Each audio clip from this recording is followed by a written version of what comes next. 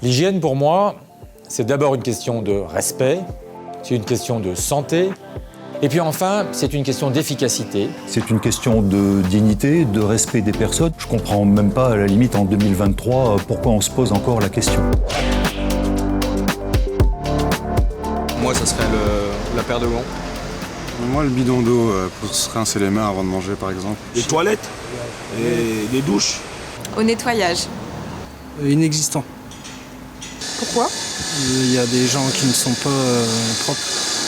L'hygiène, pour moi, c'est d'abord une question de respect, car l'hygiène, ce sont d'abord les besoins élémentaires de la personne humaine, et c'est la première chose que nous devons à tous les compagnons sur nos opérations.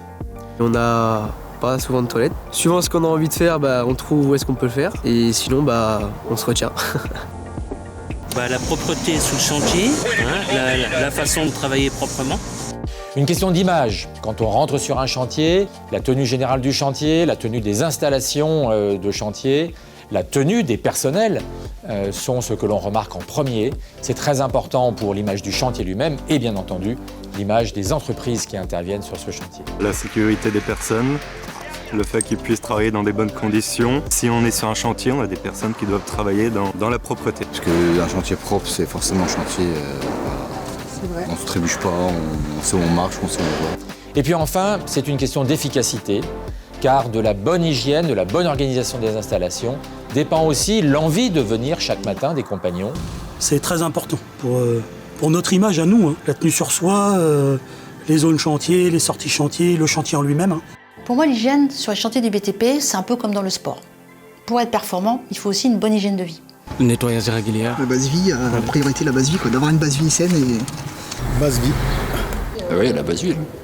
Si on prend l'exemple d'une petite équipe de foot amateur, si elle veut pouvoir organiser des compétitions, il va falloir respecter certaines règles. Le club va devoir penser à installation sportive, caractéristiques du terrain. Le terrain doit répondre à certaines normes. Il va falloir aussi penser à avoir des douches, des sanitaires, des vestiaires. Et puis également penser à l'accueil et les commodités pour le public. La question des vêtements est également préoccupante, parce qu'il va falloir des maillots personnalisés. Ça, c'est obligatoire. Mais c'est aussi très important pour l'appartenance à l'équipe. Et puis ces maillots, ils vont devoir être entretenus, lavés après chaque match.